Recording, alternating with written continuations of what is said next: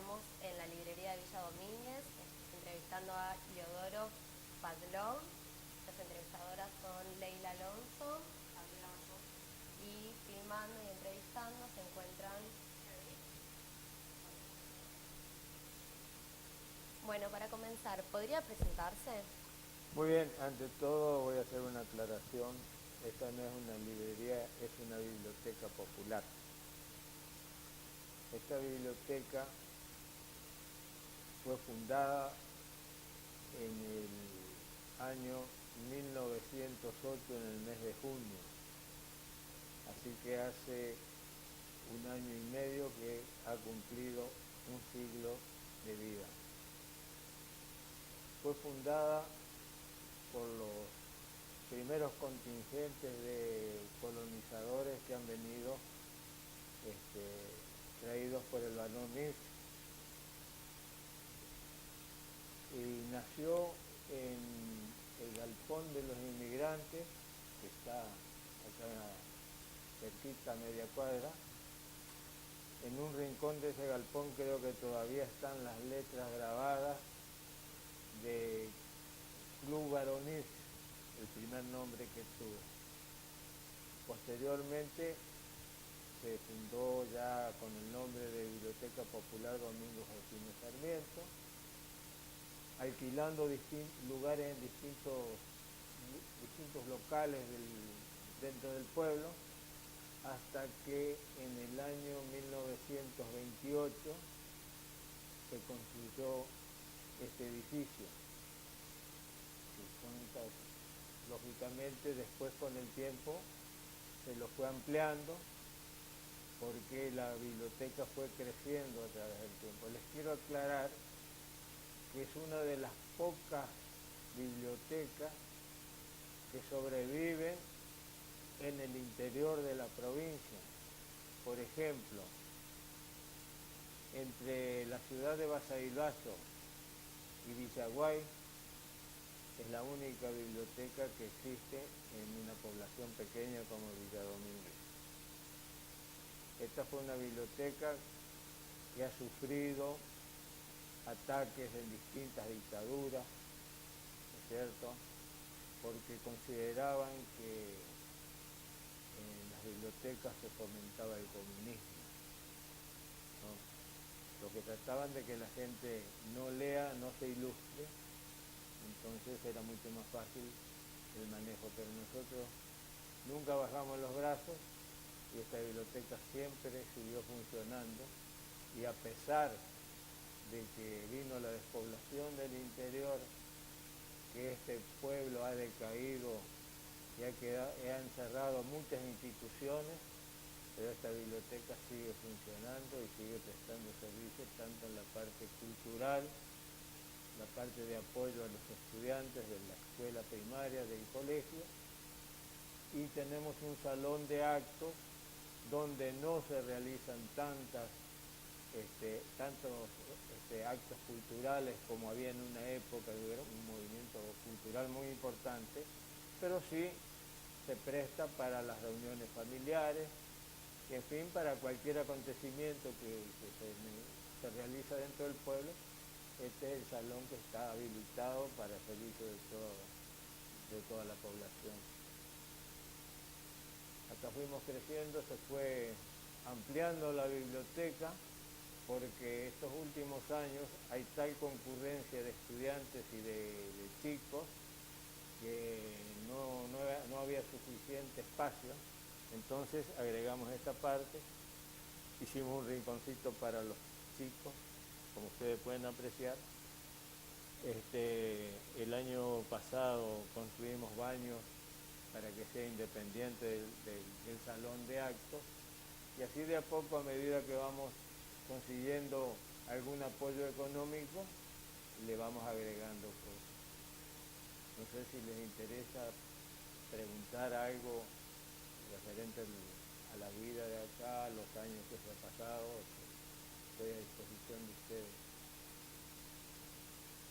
Sí, primero, antes de conocer de acá, me gustaría conocer sobre usted y después situarlo, si puede ser. ¿Cómo?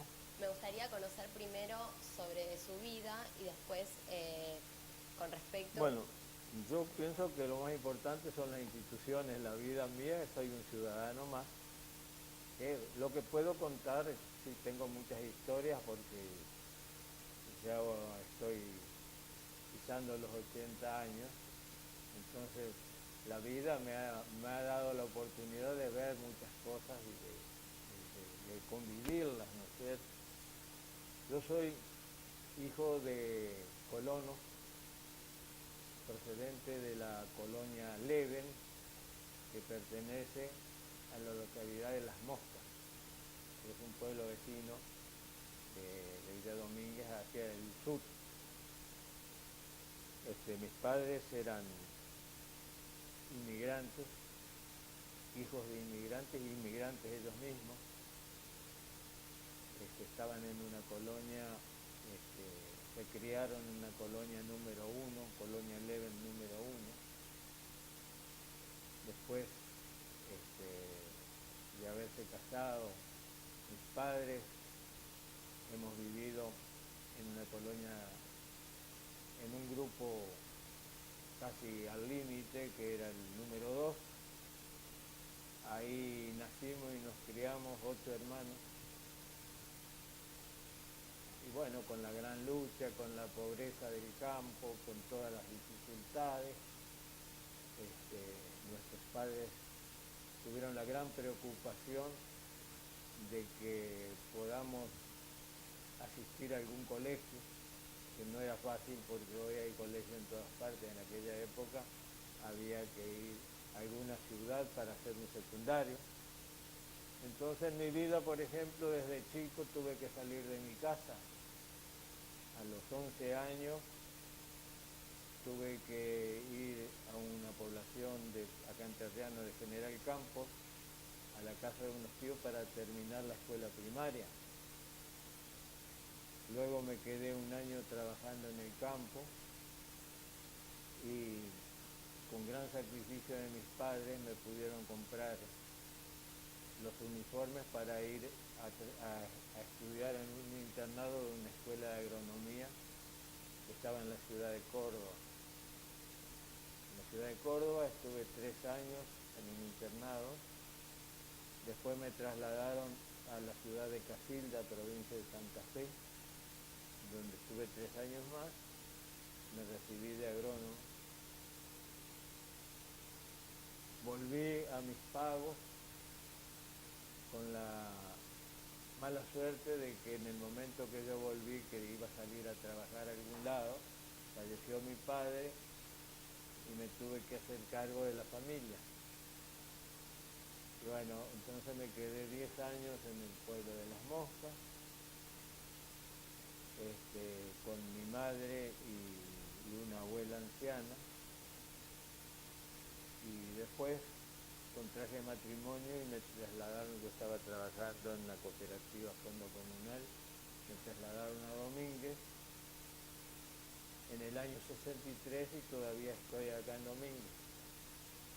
Ya construí mi casa, criamos los hijos, seguí trabajando 38 años en la cooperativa, me jubilé y hoy estoy de jubilado, tengo un pedazo de campo que lo atiendo. Esta biblioteca, yo al venir a Villa Domínguez me hice socio y asumí la primera presidencia en el año 1964. Y así a través del tiempo fui ocupando distintos cargos. Algunos años no estuve en la comisión, luego he vuelto. Me dediqué también al cooperativismo, que es lo que a mí me ha, qué sé yo, mi formación fue en el movimiento cooperativo. Soy de los fundadores y uno de los pocos sobrevivientes de la cooperativa de agua potable que hay acá en Domínguez, que ya va a cumplir 40 años. Estuve los 40 años en la comisión, hoy soy presidente. Estoy trabajando en un centro de jubilados, que los voy a invitar para que lo conozcan, y lo mismo la cooperativa. me siento jubilado, prácticamente nació en mi casa, ya va a cumplir 20 años y en este momento estoy ocupando la secretaría. Es más o menos un pantallazo de lo que hice en mi vida, ¿no es cierto? Ahora para contar en detalle hay que escribir un libro. No sé si les interesa alguna otra cosa. Sí, seguro. Bueno, cuéntanos primero en qué año llegó su familia y bueno, de dónde venían cada uno.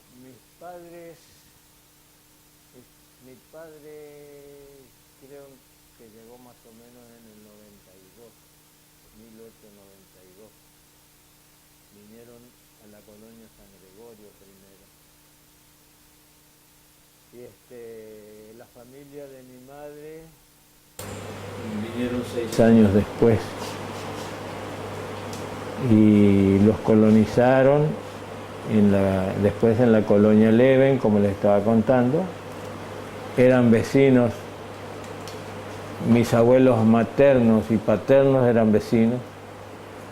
Y bueno, y mis padres se casaron y todavía existe en el campo, a pesar de que ya no vive nadie, pero está todavía la casa de mi abuela materna y todavía está el portoncito en la división de los patios de las dos casas de mis abuelas, que se visitaban a través de un portoncito que todavía está, porque hace poquito que anduvimos dando una vuelta por ahí y está todavía ese portoncito donde a diario se visitaban mis abuelas. Todavía queda ahí un tanque australiano que lo construyó mi padre cuando era soltero. Y el molino y un bebedero para el ganado todavía está. Son cosas que a uno le llegan, ¿no es cierto? Parece mentira porque debe tener ya todo esto más de 100 años. Justamente con Quiroga estamos haciendo una filmación de la colonia, ¿no? De lo que era la colonia, más o menos para que quede algo de la historia de aquella colonia, ¿no es cierto? Que ya no queda nadie, pero están los lugares donde había cada casa, donde se desarrolló cada familia, y todas eran familias numerosas, eran unas colonias de mucha pujanza.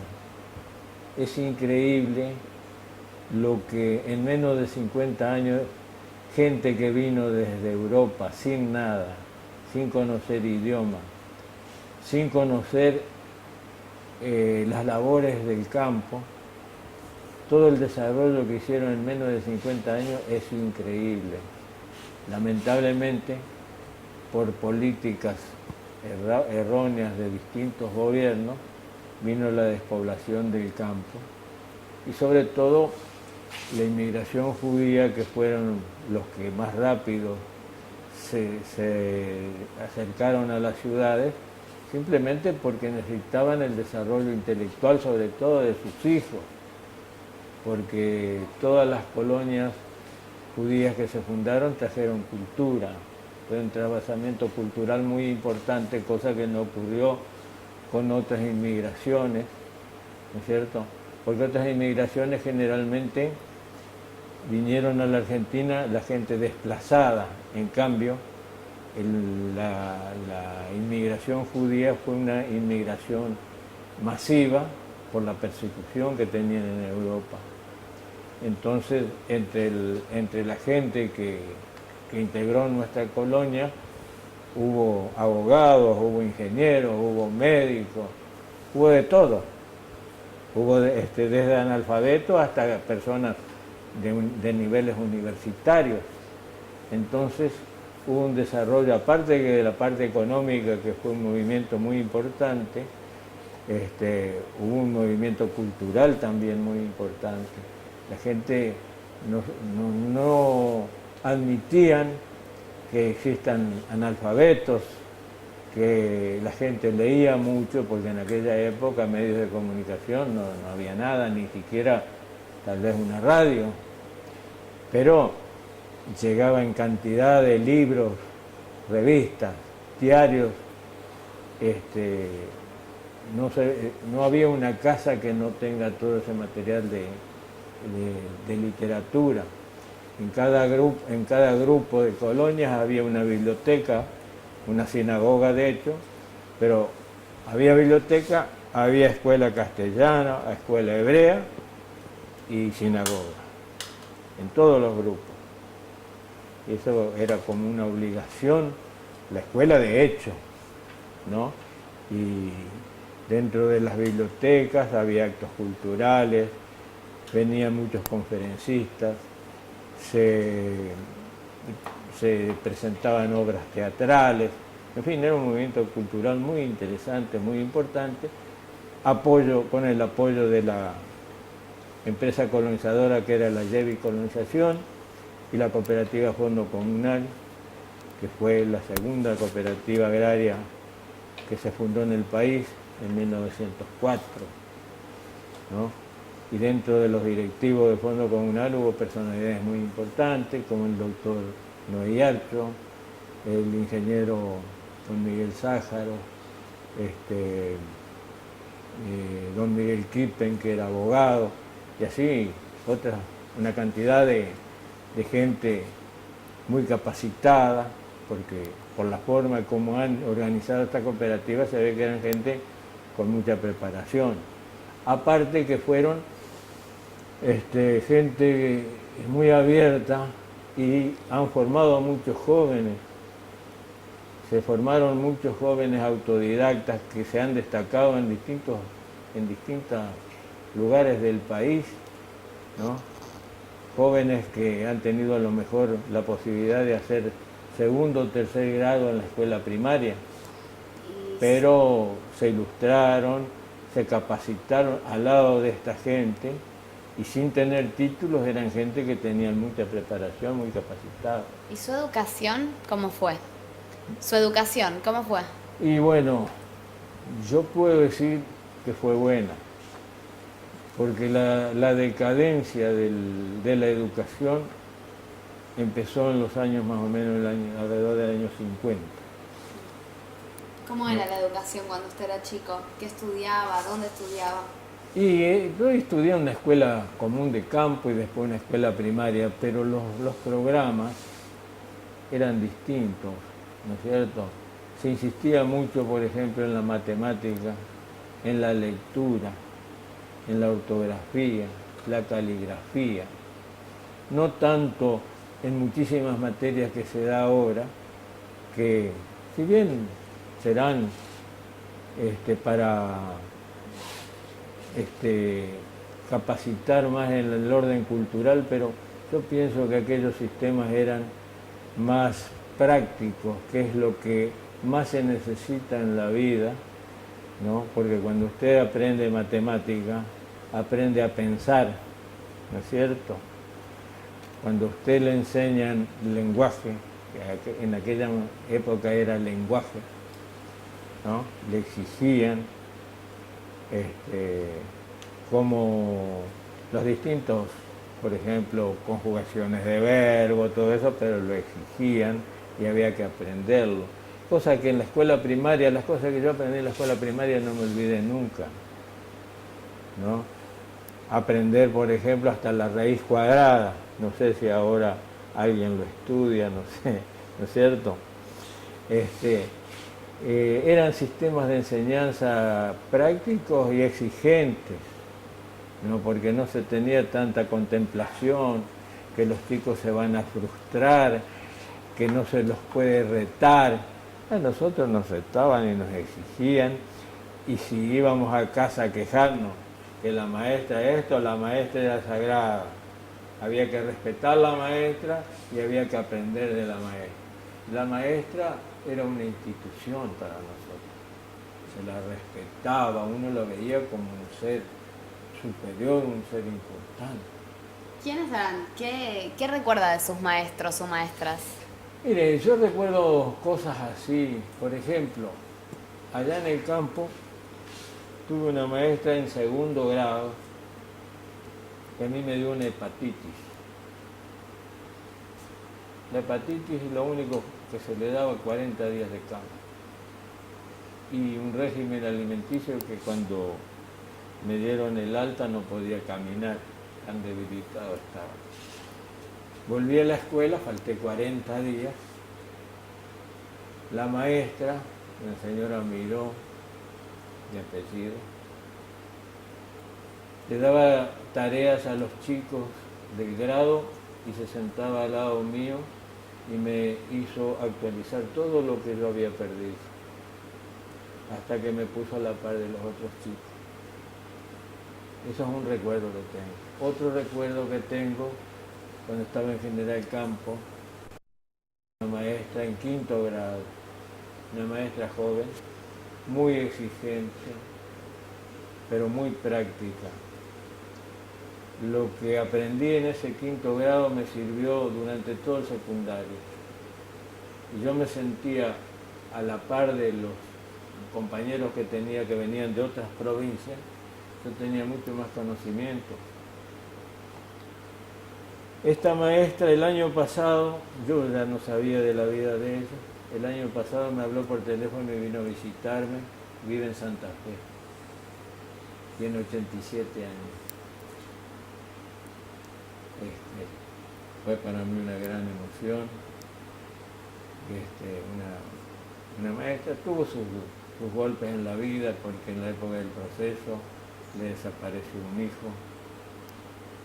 Y bueno, todas esas cosas, ¿no? ¿Eran gente joven sus maestros? Y sí, yo tengo 79, yo tenía 13 años y ella habrá tenido 20 años. Pero eran las maestras normales, de las escuelas normales, ¿no? Que entiendo que eran maestras con mucho mejor preparación que los maestros actuales. Eran verdaderos maestros. Todavía las normales de la época de Sarmiento, ¿no? Y después desapareció esa carrera de los maestros normales. Después son profesorados de distintos, no sé, tienen otros nombres. Pero aquellos maestros yo considero que tenían mejor preparación que los actuales. ¿A qué se refiere con normales? Se llamaba escuela normal, donde se estudiaba para maestros. Sí. Había una escuela normal en Paraná, había otra en Concordia, me parece, y fueron los colegios fundados por Sarmiento y por Urquiza, porque ellos entendieron que para que haya educación tenía que haber primero maestros. Entonces ellos formaron las escuelas especializadas para maestros. Todavía existen, se llaman Escuela Normal Superior, y donde se estudiaba para maestros. Entonces los maestros que se recibían de esas escuelas eran maestros normales. Maestros normales. Y después, acá en Entre Ríos estaban los maestros rurales, que había en la localidad de Alberdi, cerca de Paraná, que todavía existe, una escuela de maestros rurales. Esos maestros estaban preparados para enseñar a chicos del campo, no solamente en la parte de educación general, sino también en prácticas agrícolas y otras cosas, ¿no es cierto? ¿Y su padre qué educación recibió? Mira, mi padre vino, tenía 7 años cuando vino. El padre de él era un hombre enfermo y a lo único que se dedicaba era la religión. Rezaba en la sinagoga y nada más. Así que desde chiquito mi padre, ayudado por algunos criollos, se dedicó a las tareas rurales. Cuando tenía más o menos 14 o 15 años falleció el padre. Mi padre era el hermano mayor, tenía 5 hermanos menores que él, tuvo que hacerse cargo de la familia. Y más o menos, según lo que él me contaba, cuando tenía 18 años se hizo amigo de un maestro.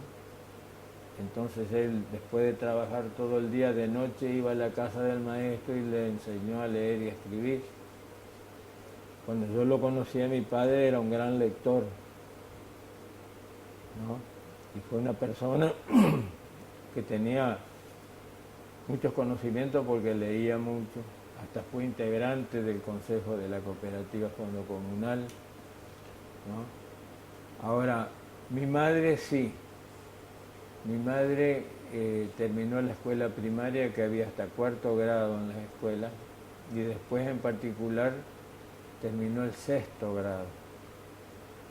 Era una persona que escribía muy bien sin ninguna falta de ortografía, redactaba muy bien, leía mucho y nos ayudaba mucho a nosotros. Y después, cuando ella era ancianita, que ya no vivíamos en el campo, vivíamos en el pueblo, le ayudaban las tareas a todos los chicos vecinos, porque a ella le encantaba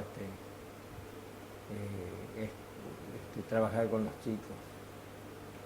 Así que, qué sé yo, toda mi familia se le dio siempre por superarse intelectualmente, ¿no es cierto?, adquirir conocimiento.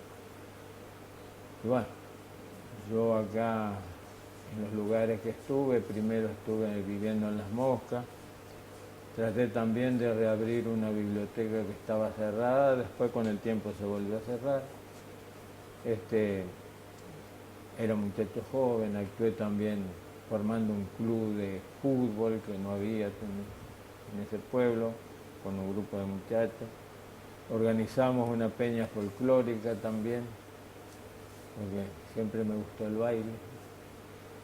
Y bueno, después cuando me trasladaron a Domínguez, bueno, yo estaba muy ocupado en mis tareas específicas, que era en la cooperativa. En la cooperativa yo vine acá a trabajar en una oficina de compras. Después me pasaron de jefe del almacén de un autoservicio que había en la esquina. Después fui jefe de la sección compras durante 20 años y en los últimos años fui gerente de la cooperativa, pero ya una cooperativa que estaba en los últimos golpes de vida, ¿no es cierto? Porque a raíz de la despoblación del campo, de los pequeños productores, la cooperativa desapareció porque no tenía socios. ¿No es cierto? Cuando yo empecé a trabajar acá teníamos más de 500 productores y prácticamente no quedó nadie en los distintos lugares.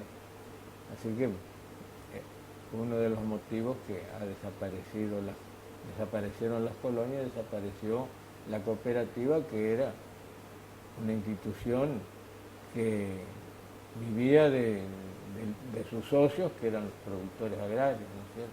Desaparecieron los productores, no tenía más campo de acción la cooperativa. Usted al principio menciona que desaparecieron varias instituciones. Además de la cooperativa, ¿qué otras desaparecieron? Bueno, teníamos la estación del ferrocarril. El ferrocarril desapareció. Había un banco, desapareció. Estaba el elevador de grano, que era de la Junta Nacional de Grano, se cerró. Estaba la fábrica de aceites vegetales, que está sobre las vías del ferrocarril, se cerró.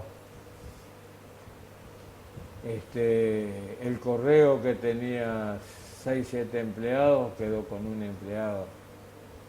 El hospital, que era de la sociedad israelita, hubo que entregársela al gobierno de la provincia, porque vivía de toda la colonia. Como desaparecieron las colonias, quedó el hospital, y hoy es prácticamente una sala de primeros auxilios. En este hospital había médicos, 2 médicos siempre, había un odontólogo, había un bioquímico, había una farmacia donde está el museo, que era la farmacia de la sociedad israelita, ¿no? Acá se hacía cirugía, había de todo. Y bueno, ahora quedó una salita ¿no? y un pequeño geriátrico. Y el principal motivo de todas estas desapariciones es que la colonia en sí está desapareciendo. Sí, desapareció la colonia porque la vida de los pueblos dependía de la producción agraria, de los pequeños productores, porque el pequeño productor no solamente traía la producción a comercializar en los pueblos, sino que consumía también. Entonces, si había tantas familias en el campo, esas familias daban vida al pueblo. Al desaparecer las familias del campo, los obreros del campo se vinieron a poblar, a formar la población de las pequeñas poblaciones del interior. Los que no se fueron a las villas en las ciudades grandes se concentraron acá en los pueblos chicos. Pero esta gente no trajo progreso a los pueblos. Esta gente vino a sobrevivir, ¿no es cierto? Quedaron sin trabajo. Entonces ha cambiado totalmente la idiosincrasia de estas poblaciones. Digo que por suerte todavía queda la escuela y queda un colegio que da la posibilidad de que por lo menos no queden ignorantes los chicos, ¿no es cierto? Porque antes la gente que no tenía poder económico no podía estudiar. Tenía que conformarse con el segundo o tercer grado que le daban en las escuelitas de los campos. En eso estamos mejor, ¿no es cierto? A pesar de que la calidad de enseñanza ha decrecido, pero por lo menos el que termina un secundario no es lo mismo que aquel chico que salió de segundo grado, ¿no es cierto? Usted contó que iba a la escuelita del campo, decime Sí. si preguntaste esto igual. Pero, ¿sus compañeros eran todos judíos? No.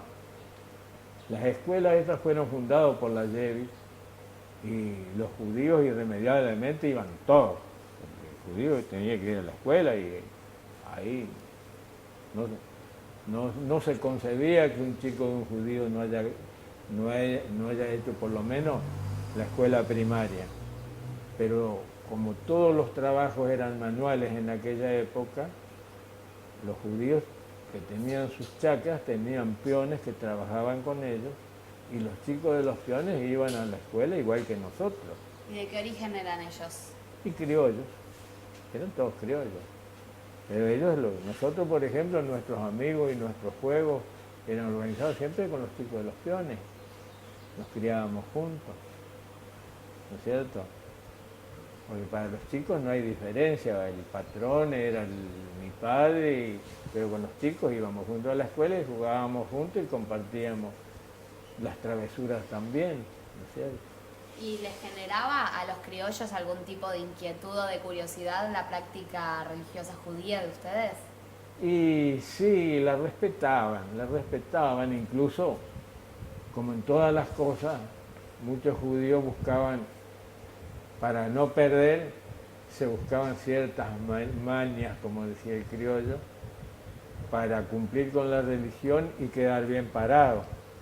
Entonces, por ejemplo, me contaban cosas, mi familia no fue practicante, pero hay anécdotas. Por ejemplo, el primer ternero que nacía en el año, decían que se lo tenían que regalar al peón. Entonces se lo regalaban y se lo compraban por $1.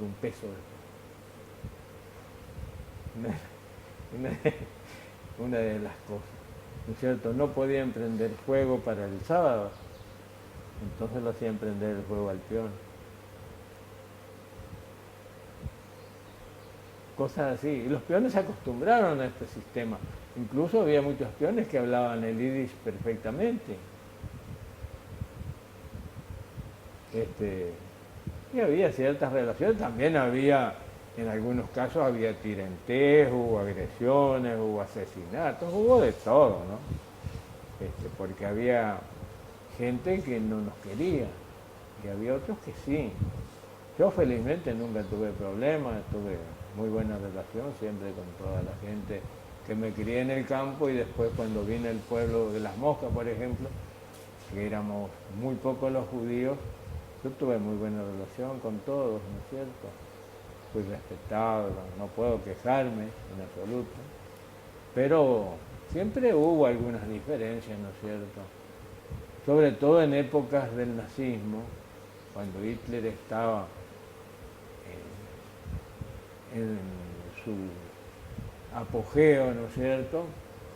Había muchos, no ataques, sino, pero verbalmente se escuchaban cosas, ¿no es cierto?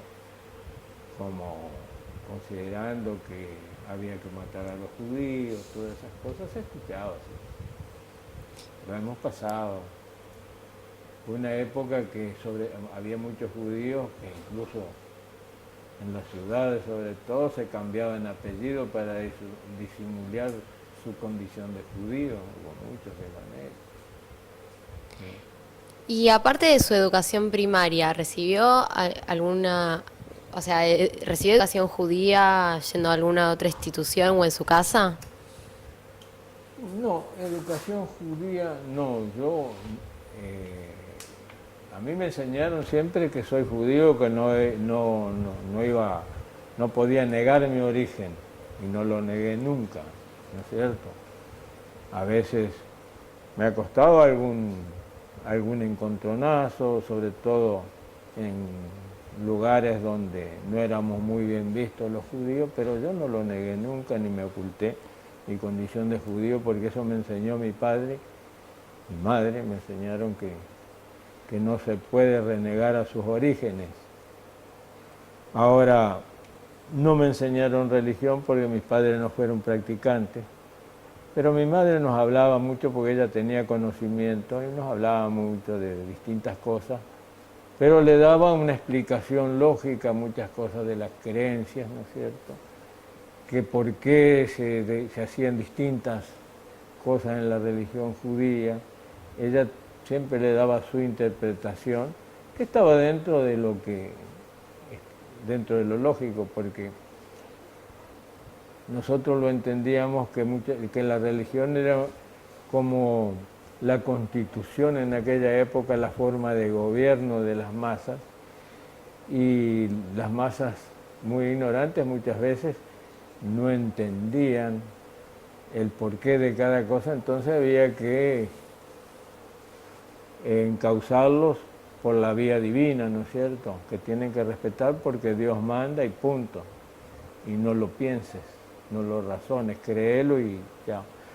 Y estamos en la parte de, como mi gente, que lo ha razonado, con el mayor respeto, lógicamente, porque no podemos decir que las religiones no tienen fundamentos, tienen sus fundamentos, pero cada uno lo interpreta a su manera, lo cree en formas distintas, ¿no? Que tienen cosas muy sabias, no cabe duda, y todo tiene una explicación, el porqué. Entonces, mi madre siempre trataba de explicarnos el porqué de cada cosa. Sí, dentro de la comunidad, ¿qué pesaba más? ¿El respeto a las leyes, digamos, religiosas, el respeto a la Torá o el respeto a las leyes nacionales? Y había de todo.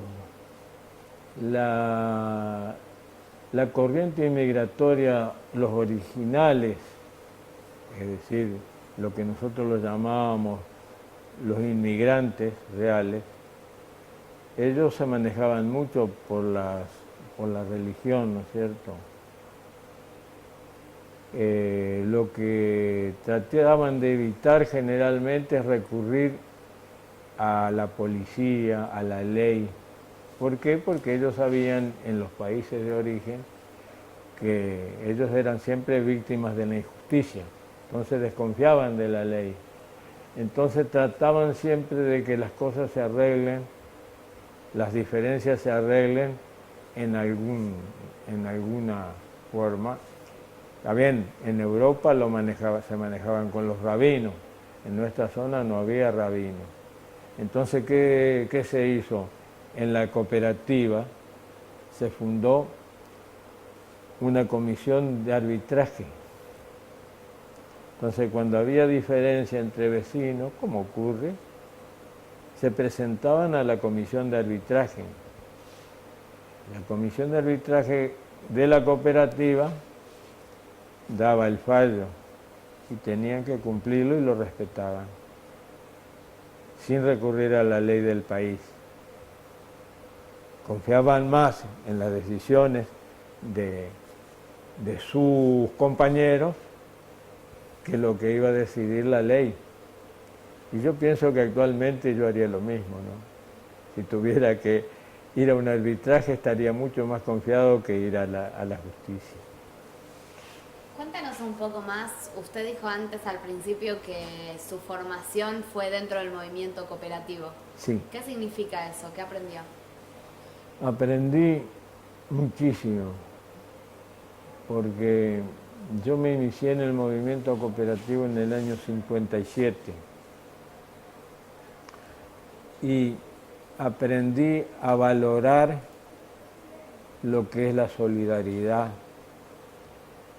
lo que es la defensa mutua, ¿no? Lo que es luchar en contra los abusos, contra los poderes económicos que siempre han tratado de dividir para gobernar. Y nosotros los cooperativistas, lo que queríamos es unir a los pequeños productores para que nadie se aproveche de ellos. Y así surgieron y crecieron las grandes cooperativas, ¿no? Pero no solamente en la parte económica, porque esto hay que agregarle la educación, la parte cultural, ¿no? Porque lo que más cuesta es la formación para que la gente tenga la convicción de lo que significa el sistema cooperativo, ¿no es cierto? Porque no es solamente decir, bueno, vamos a asociarnos y vamos a comercializar juntos. Pero la parte solidaria y la parte humana tiene aspectos muy amplios. Y si ustedes ven esta biblioteca, que ya cumplió 100 años, nació en la cooperativa. No nació de un repollo, no nació de casualidad. Entonces la cooperativa, el movimiento cooperativo es lo que necesita, defender los intereses de sus asociados. Hay muchos tipos de cooperativas, porque hay cooperativas de producción, cooperativas de trabajo, cooperativas de profesional, pero aparte la formación solidaria, combatir el individualismo, ¿no? Es decir, que cuando uno está en este movimiento, lo que tiene que pensar para el bien de uno tiene que ser para el bien de todos. Pero no es el comunismo, ¿eh? Porque nadie está obligado.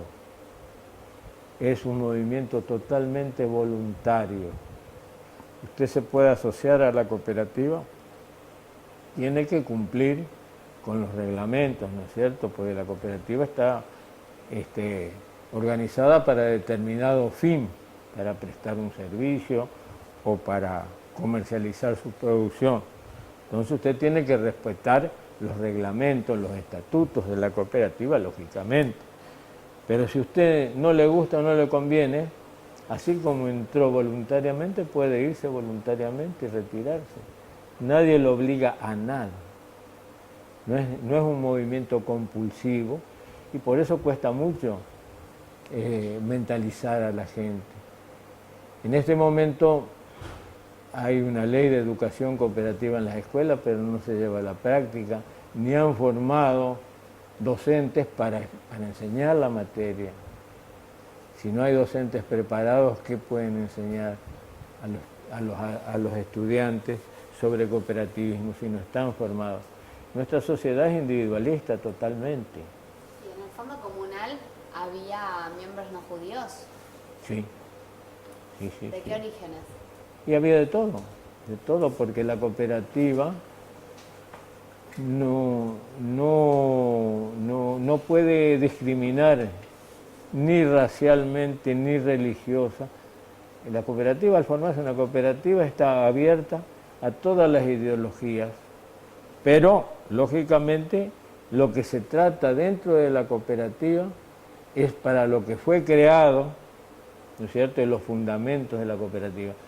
La parte política, religiosa, racial, todo eso de la vereda de la cooperativa para afuera.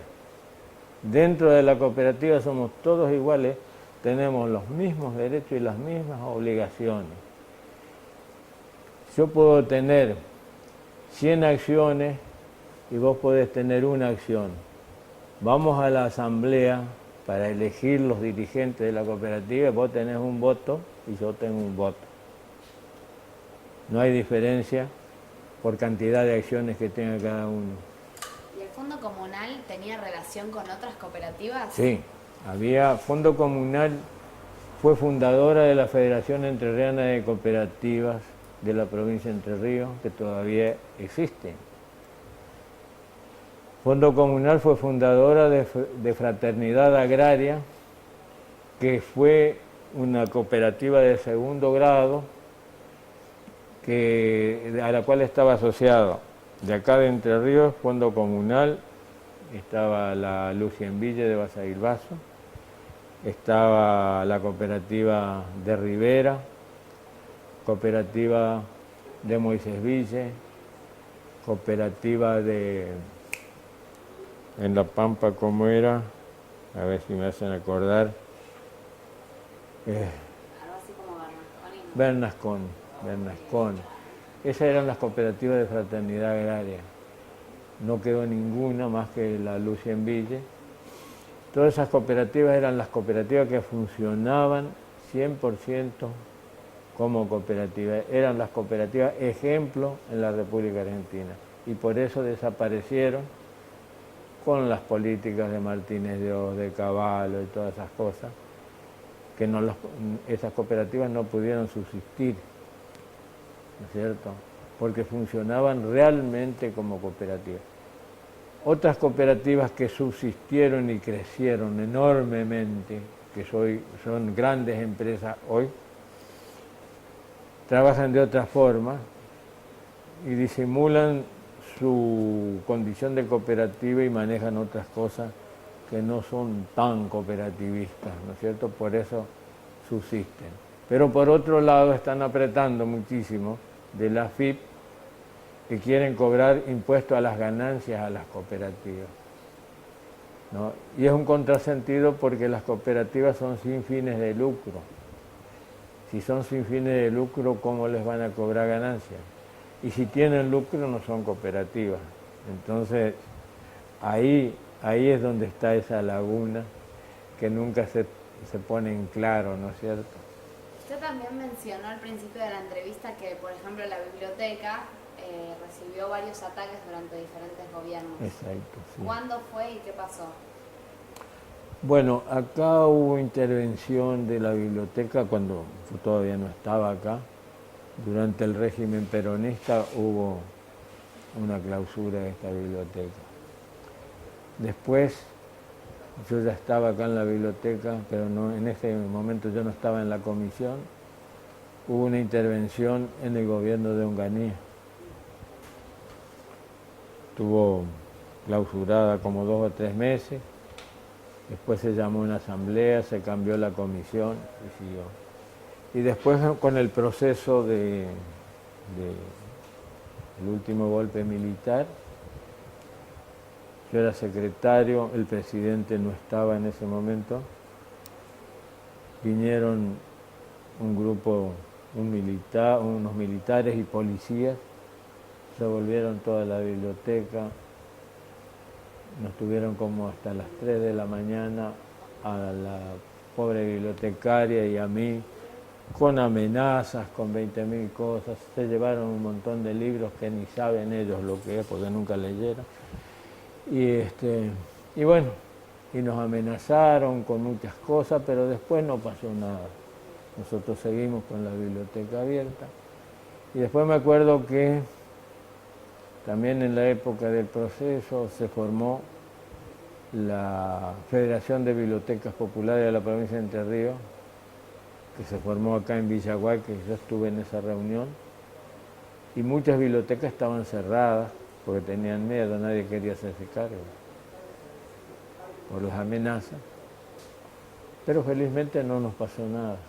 Me amenazaron a mí que voy a quedar a disposición del Poder Ejecutivo, y bueno, pero no me llevaron. ¿Y hubo alguna otra institución que sufriera el abuso de poder por parte de algunos gobiernos? Acá no, acá la única que la atacaban siempre fue la biblioteca. Porque los dirigentes de la biblioteca eran gente que más o menos se destacaban en el ambiente político, algunos, y eran gente de izquierda. Entonces, ser de izquierda era un pecado, ¿no? Entonces, como el terror era el comunismo que podía deshacer el mundo. Entonces nosotros estamos perfectos, estamos bien porque acá no hubo comunismo, tuvimos nazismo, ¿no es cierto? Entonces el nazismo nos llevó al desastre que tenemos actualmente. Por supuesto que el comunismo no hubiese sido mejor, ¿no? Porque una dictadura de izquierda y una dictadura de derecha es más o menos lo mismo. Pero lamentablemente nosotros nos perdimos muchos años de vivir en democracia, ¿no? Y la democracia, como decía Alfonsín, se cura con más democracia. Todos los defectos de la democracia se cura con más democracia. No hay otra forma. Y acá se enteraban de lo que pasaba, acá en el interior, se enteraba de lo que pasaba en la capital del país, todas las desapariciones. Sí, uno se entera. Lo que pasa es que muchas cosas que pasaron, hasta que más o menos se empezó a hablar, no se sabía acá y no se sabía en la capital tampoco, ¿no? Cuando se empezó a saber ya la cosa estaba muy avanzada. Por ejemplo. Y todas las desapariciones y las muertes, pues desapariciones hubo en Buenos Aires, hubo en Villaguay, hubo en Paraná, hubo en todas partes, no era que desaparecían únicamente en Buenos Aires, desaparecían en cualquier parte del país. Entonces, donde desaparecía gente, uno se enteraba que algo está pasando, ¿no? Lamentablemente, han pasado cosas muy feas. ¿Hay alguna historia o hay historia de antisemitismo en este área? Y historia del antisemitismo hay en todas las publicaciones que se puede encontrar desde la época de la Inquisición en adelante. ¿Y acá en la colonia? No, en la colonia golpes de antisemitismo así, directos no hubo. Hubo amenazas, sí, en la época, yo no era nacido todavía, hubo amenazas en la época por allá, por el año 19, cuando fue la famosa Semana Trágica en Buenos Aires, que más o menos deben estar informados ustedes. Acá hubo un movimiento en Villaguay que amenazaban que van a venir a atacar a las colonias, pero los jóvenes acá se habían organizado, estaban armados, seguramente allá se enteraron y no vinieron. Pero no pasó más que eso. Usted al principio mencionó que que trabajó en ciertas instituciones e inclusive que formó parte de la inauguración de algunas más. ¿Qué fue lo que lo inspiró en formar nuevas instituciones como el Centro de Jubilados que antes nos mencionaba? Bueno, el Centro de Jubilados no lo formé yo, se formó en mi casa por idea de mi señora, porque ella tuvo un contacto con una funcionaria del PAMI de Villaguay y empezó a hablar y vio que había posibilidades de que acá tengan un servicio los jubilados nacionales que no los tenían, y de ahí se empezó a hablar con gente y de ahí nació la idea de formar un centro de jubilados. Y ya tiene 19 años ya este centro. Por eso digo, nació en mi casa porque justamente esta persona sabía venir a nuestra casa, a veces nos quedábamos conversando, hasta altas horas de la noche, después la teníamos que llevar a Villaguay. Y bueno, así se formó este centro y está funcionando dentro de lo posible. Yo las voy a llevar para que lo conozcan. Y bueno, soy de los fundadores, ¿no? Con otro grupo de gente, no soy el que inventó la pólvora, ¿no es cierto? Pero siempre estuve en todo lo que para mí entender era para el progreso de la población o para que tengan una mejor calidad de vida. Entonces, estando en una comisión ad honorem que había formado la municipalidad, en uno de los tantos procesos, pero el interventor era una persona muy accesible, y nosotros, un grupo de amigos, lo apoyamos para obtener beneficio en el pueblo, porque cuando había una intervención quedaba una sola persona al frente. Y él nos pidió una colaboración, y entre los proyectos nuestros fue construir una red de agua domiciliaria, porque acá había un servicio reducido de agua, que cada 2 o 3 cuadras había un surtidor que uno iba, apretaba un botoncito, ponía un balde y llevaba agua a la casa. Había gente que más o menos mejor capacidad económica tenía su bomba. Capacidad económica, hacía una perforación en su patio y de ahí extraía agua para el uso domiciliario. Pero como no había servicio de cloacas tampoco, en el mismo terreno tenía un pozo negro. Entonces siempre estaban consumiendo agua contaminada, sin saberlo, porque nadie hacía análisis, pero de hecho había muchas enfermedades infecciosas en el pueblo que de hecho generalmente provienen del agua, ¿no es cierto? En esa época apareció un proyecto del Banco Interamericano de Desarrollo para la creación de cooperativas de agua potable en todas las localidades donde no tenían servicio domiciliario. Y bueno, entonces surgió con nuestro proyecto, que vinieron del gobierno de la provincia, la Dirección de Saneamiento Ambiental, y empezamos la gran lucha para que la gente se convenza que necesitamos la red, porque lógicamente había un crédito del Banco Interamericano, pero los usuarios tenían que aportar una suma de dinero. Y cuando uno no está mentalizado y que hay que tocarle el bolsillo, se hizo muy difícil, tuvimos una contra terrible, hasta que logramos 119 adherentes y nos fuimos a Paraná y firmamos el convenio con el gobernador de la provincia. Y cuando volvimos pensábamos nosotros, con 119 no nos alcanzan ni...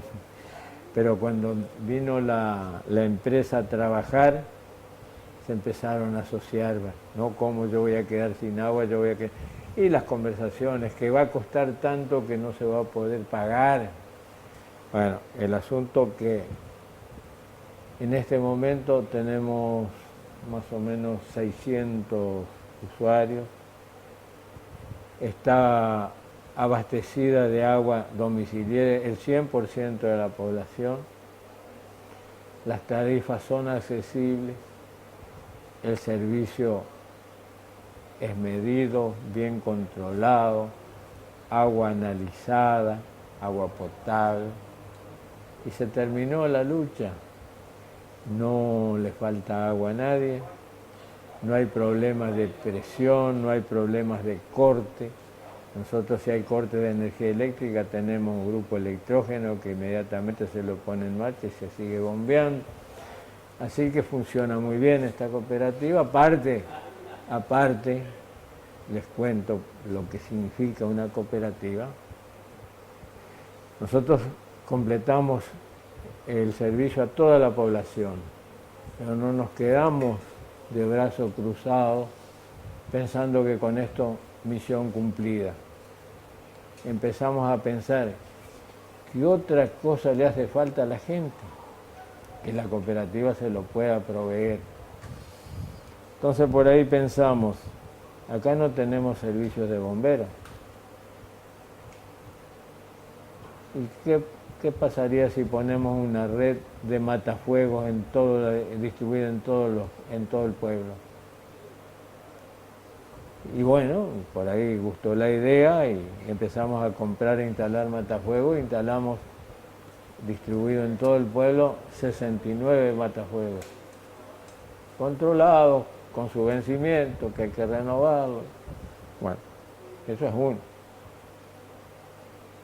Fotocopiadora.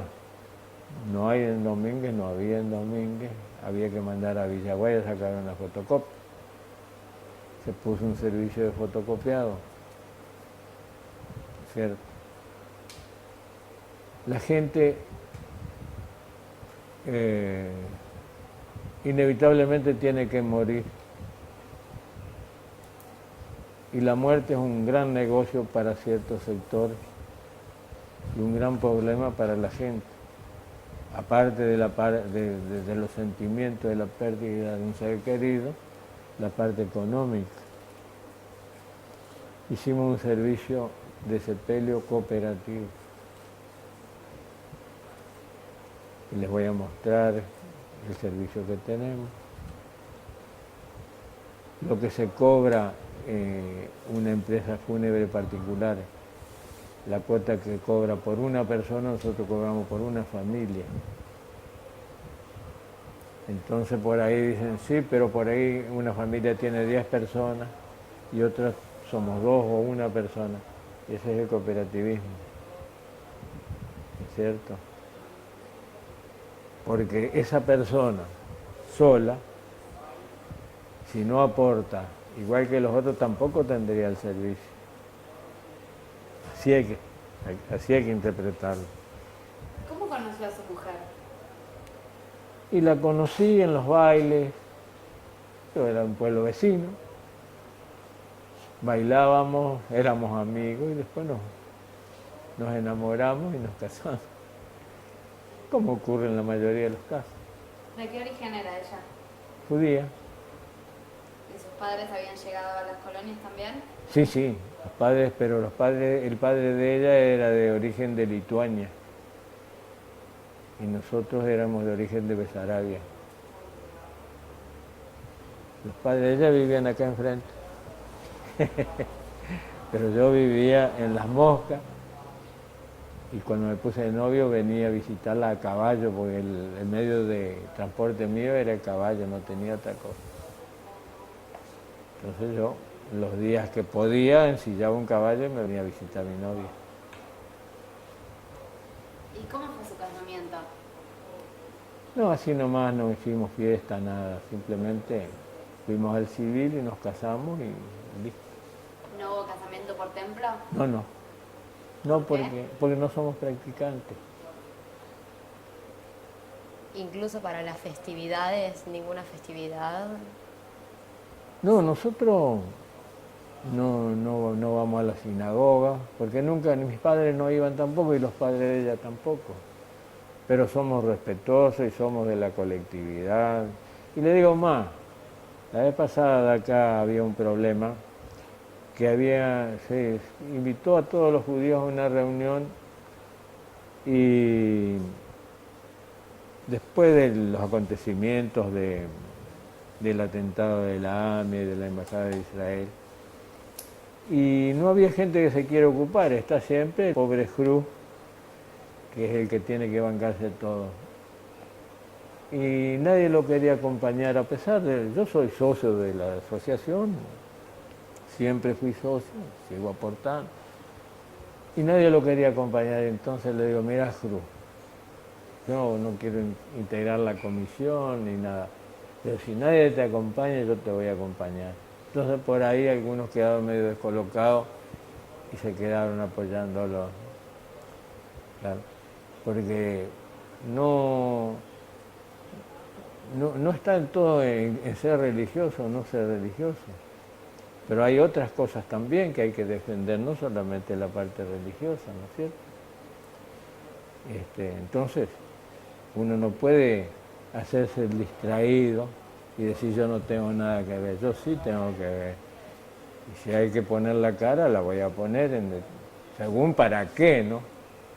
Porque ¿Y sus padres terminaron sintiéndose argentinos o no? sí, mucho más que nosotros, más patriotas que nosotros, porque ellos vinieron de la persecución y acá no se sintieron perseguidos, acá se sintieron ciudadanos.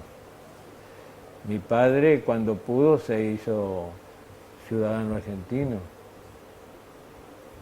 ¿no? Y para ellos respetaban las fechas patrias y todo mucho más que nosotros.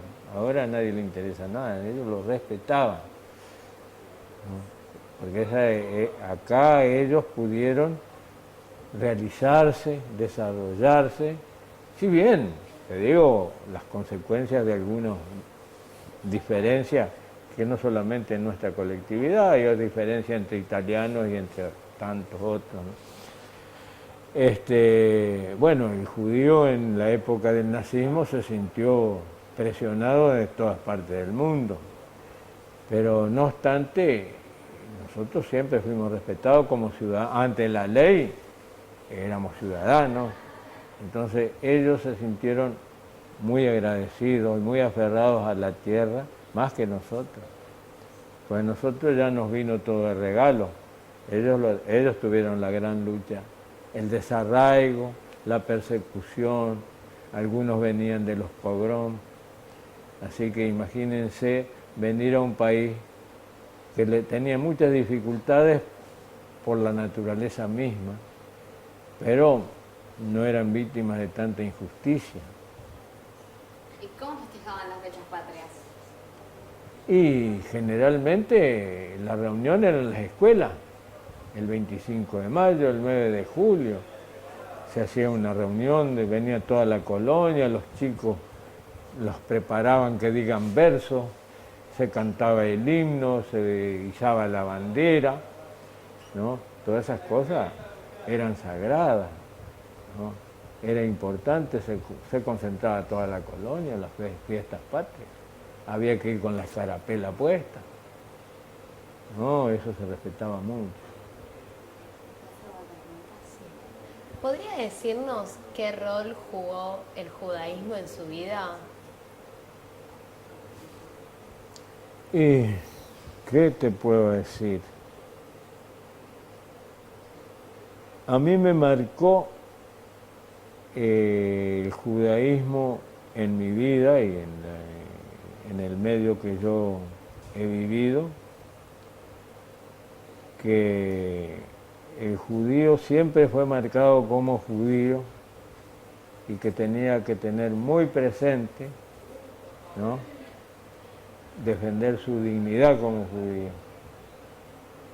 Porque muchas veces el judío fue atropellado, fue maltratado. ¿Por qué? Porque no supo defenderse, no supo poner la cara. Y había que ponerla más de una vez. Me ha tocado hacerme respetar como judío. Entonces, por ahí se entiende a veces que el judío también es una persona que tiene dignidad y que sabe defenderse. Que muchas veces el judío que venía maltratado de Europa, como era indefenso porque no tenía ley, entonces muchos estaban acobardados y aceptaban ciertos atropellos, ciertos maltratos. Pero eso yo aprendí de mi padre. Mi padre fue un rebelde y yo también, ¿no? Y no me fue mal en ese sentido porque yo pienso que eso hace que te respeten, te consideren que sos una persona como cualquier otra, que no sos inferior. Eso es lo que me marcó a mí el judaísmo. Que a lo mejor de otra raza, de otra nacionalidad, a lo mejor no lo perciben porque no tienen ese problema. Y a veces también tenemos un poquito complejo de que siempre estamos a la defensiva, ¿no es cierto? Porque siempre por ahí se habla mal de nosotros, se habla por ahí en forma despectiva de los judíos y todo eso a mí yo no lo permitía. Yo también.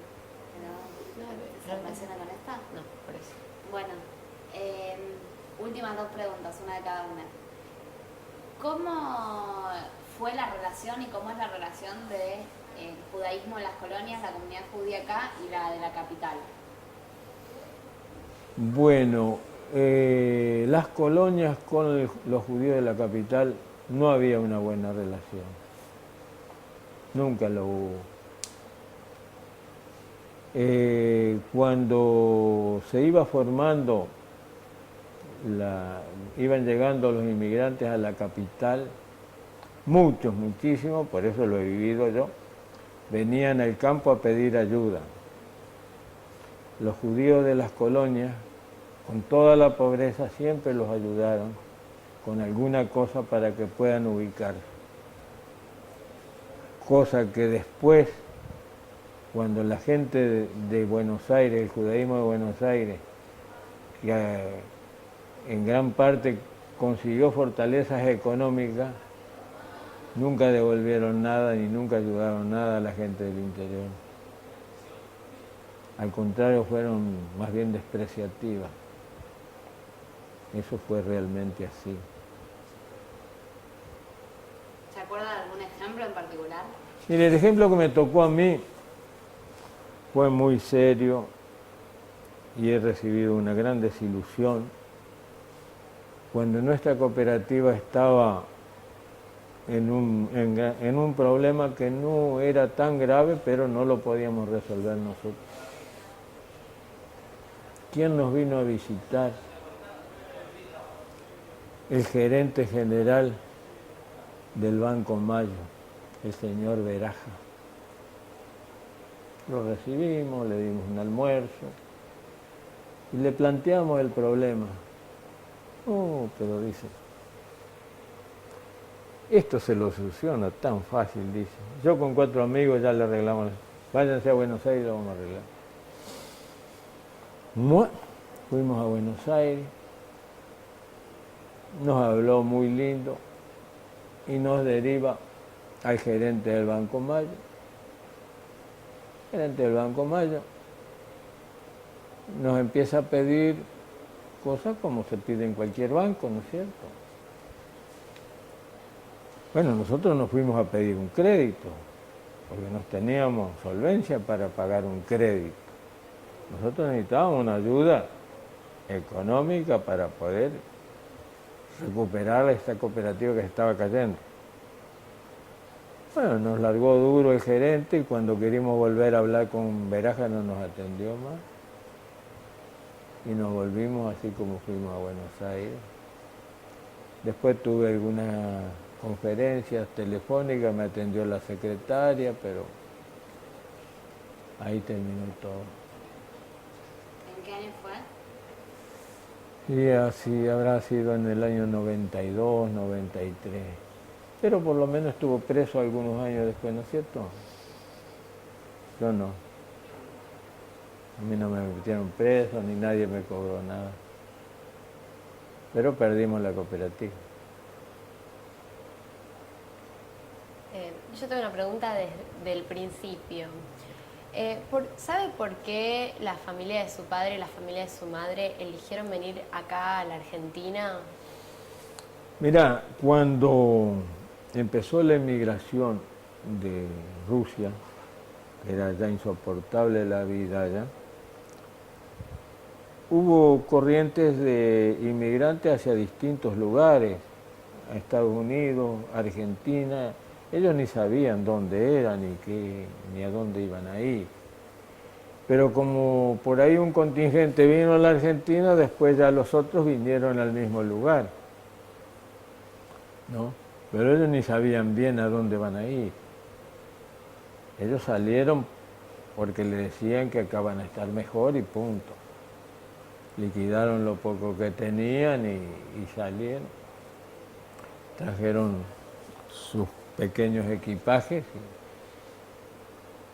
y cambiaron de país, de clima, de todo. Vinieron con ropas gruesas y acá tenían veranos calientes como los nuestros, y allá estaban con 20, 30 grados bajo cero. En fin, un cambio bastante brusco. A manejarse con bueyes, sin asistencias médicas, o tenían días enteros para venir a hacer alguna compra de provisión. Fue una vida muy dura, pero la lucharon, pero ya con tranquilidad. Sabían que acá no los persiguen, que están respetados como ciudadanos. El criollo les ayudó mucho, sobre todo para enseñarles las tareas. Porque también hubo, como les dije, casos así, pero en general hubo buena convivencia con el criollo. Bueno, para terminar, ¿podría decirnos qué es para usted ser un judío argentino hoy? Bueno, yo más que un judío argentino, soy un ciudadano argentino. Nunca perdí mi identidad, ¿no? Cuando me han invitado para irme del país, no quise irme del país porque la verdad que me siento argentino y no me adaptaría a empezar de nuevo con idiomas, con otras costumbres. No, yo estoy muy, y aparte muy arraigado a lo que yo estaba haciendo, ¿no? Que es difícil que uno tenga que tener un cambio, porque yo pienso que para hacer lo que hizo mucha gente, que no los critico, cada uno pensó lo mejor para sí, hay que estar preparado mentalmente para tomar una determinación. Y a mí nunca se me pasó por la mente irme de Argentina. Y más cuando me dicen a mí de hacer viajes al extranjero, me gustaría, pero prefiero ante todo conocer Argentina. Ya la conozco casi toda, pero me falta todavía algunos lugares. No, pues lo quiero el país, con sus grandes defectos, con sus grandes problemas, ¿no? Nunca quise participar en política porque no me entiendo con la corrupción, con los arreglos. Soy muy frontal, digo lo que pienso y hago lo que pienso. Eso es lo que muchas veces molesta, cuando uno piensa lo que dice y hace lo que dice, ¿no? ¿Tuvo hijos usted? Tengo 2 hijos, sí. ¿Viven acá en Escalante? No, en Paraná vivo, sí. Y tengo 3 nietos. Bueno, tenemos que ir terminando. ¿Hay algo más que quiera agregar? No, yo lo que les quiero agregar es que hace 45 años que vivo en este pueblo. Con tristeza digo que se han perdido muchas cosas. Me gustaría que este pueblo vuelva a resurgir con fuentes de trabajo, ¿no? Que tengamos la suerte de que esa ruta que se está construyendo traiga nuevamente el progreso y que las instituciones de las ciudades importantes, que hay organizaciones, que no vengan, no les pedimos que nos regalen nada, pero nos gustaría que vengan a ayudar a que la gente se desarrolle distinto, que se creen fuentes de trabajo, ¿no es cierto?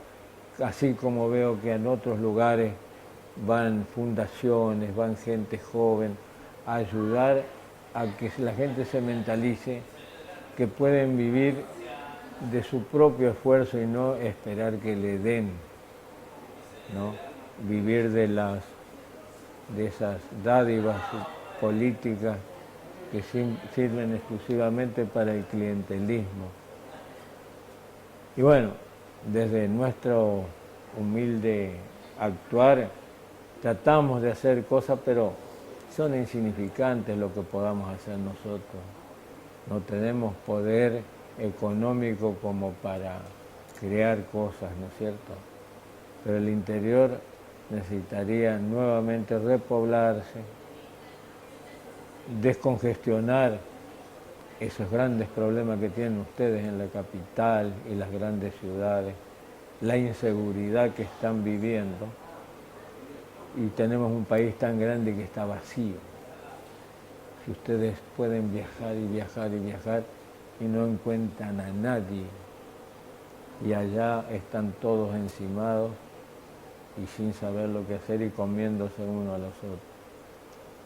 Entonces, sería interesante que se revierta la situación, que la gente de las grandes ciudades, los que tienen poder de decisión, que empiecen a hacer lo que hicieron los que poblaron el país. Si se pudo hacer hace más de 100 años, que se llenó de colonias y de poblaciones del interior, ¿por qué no se puede hacer ahora? Pero hay que traer gente y darles, como quien dice, el anzuelo y la caña y enseñarles a pescar, ¿no es cierto? No seguir dándole miseria. Eso es lo que uno desea. Lógicamente son cosas para el futuro que yo seguramente no lo voy a alcanzar a ver, pero mientras las energías me den y me funcione el cerebro, voy a seguir luchando para que modestamente en las pequeñas cosas pueda ir haciendo algo para la gente. Eso es lo único que son mis deseos. Bueno, Muchísimas gracias. muchas gracias. No, el por su agradecido soy tiempo. yo, porque pienso que en alguna medida esto da, lo que ustedes están haciendo es para que la gente vaya conociendo nuestro interior, ¿no es cierto? Pienso que este es el objetivo, ¿no? Así que, si en alguna cosa puede servir mi opinión, sería interesante. Y si no, no se pierde nada. Bueno, yo los invito ahora para ver el salón que tenemos nosotros, la cooperativa.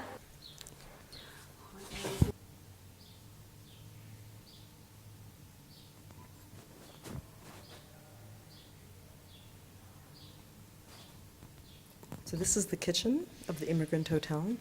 We're 300 people with This us? is not the Immigrant Hotel. Never mind. This is the salon, the hall of the library, Oh, in which our interviewee met his wife. And today it is used for example, political campaigns. So during election times, they lend the salon and this kitchen to once to each running party, and they rent the place to other people in the community. Ahí está. Acá estamos al frente de la cooperativa de agua potable y otros servicios públicos de Villa Domínguez. Y a mi izquierda, este cartel que tenemos es la primer radio cooperativa de la provincia de Entre Ríos, FM Éxito, que está funcionando acá en el local de la cooperativa también. Ahora vamos pasando.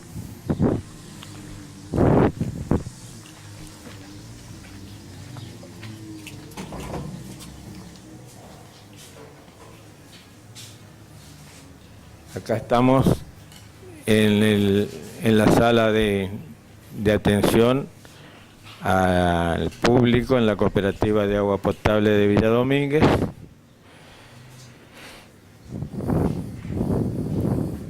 Y vamos a pasar a ver las oficinas. Hace 40 años teníamos una pequeña oficina que nos prestaba la municipalidad de Villa Domínguez, y con el tiempo fuimos armando nuestro edificio, como ustedes vieron el frente, y este es el interior.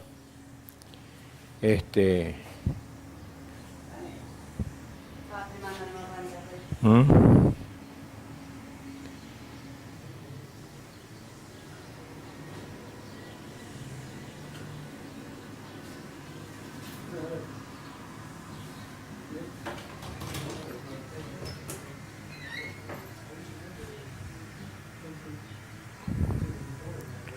Bueno, vamos pasando a la oficina.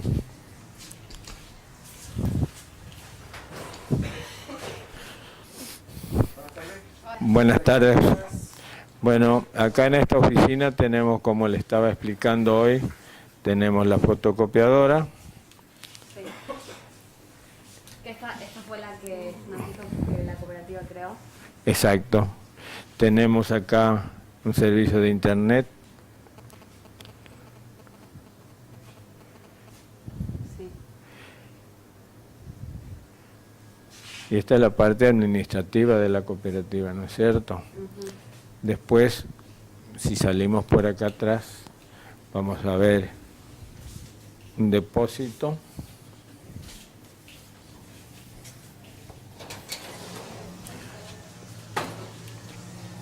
Abrime la sala de...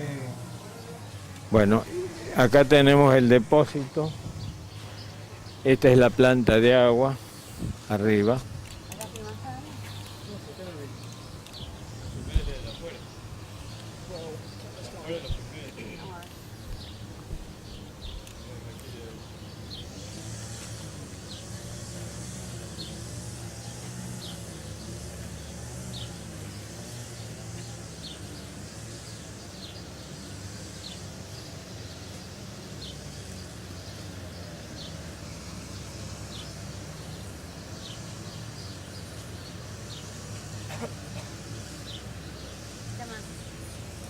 Bueno, y si continuamos un poquito, unos pasos más, vamos a poder apreciar la sala de servicio de sepelio cooperativo, que es el primero que se fundó en la provincia de Entre Ríos.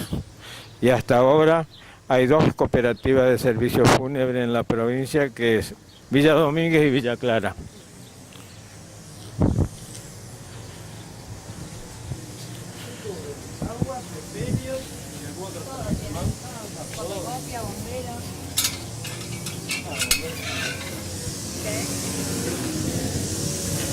Agárrate un momentito.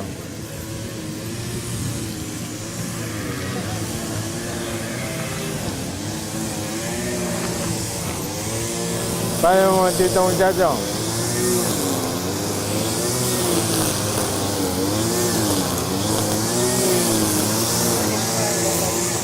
Bueno, este...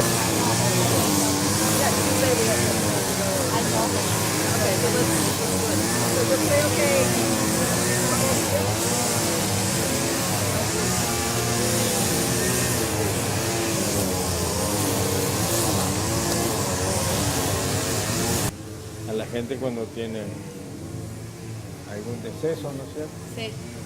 Me parece que está más o menos Bien. una cosa decente, ¿no es cierto? También tenemos un servicio de cocina, tenemos los baños. Sí. Tenemos una habitación para... Este se puede hacer en forma cooperativa. ¿Te das cuenta? Porque esto se puede hacer con la ayuda solidaria de toda la gente. ¿Esto qué sería como...? Y acá, por ejemplo, está en este momento el Cristo, pero nosotros lo adoptamos para cada religión, le cambiamos la imagen, ¿no es cierto? Tenemos para todas las religiones. Cada familia que tiene una pérdida de un ser querido usa la imagen de su religión, ¿no es cierto? Por ejemplo, a la religión judía le ponemos al Mogen Dubet, y después hay otras religiones que tienen otros emblemas que también los tenemos para cambiarlos. Bien. Para todos los gustos, ¿no es cierto? Ese es el verdadero sistema cooperativo, para cada uno a lo suyo. Nosotros estamos siempre para prestar el servicio y nada más. Y ya sé, pero Ah, ya le bueno. dije que yo tampoco me voy a comportar, no voy a estar tan ruda con el señor. ¿Entendés? Nada, muchas gracias, bueno.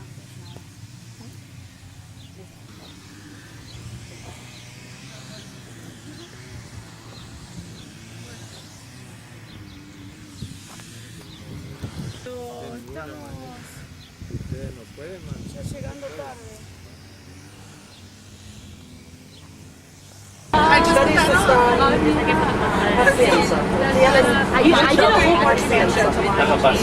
Oh wait, you did marching band? I was a drum major. I didn't No.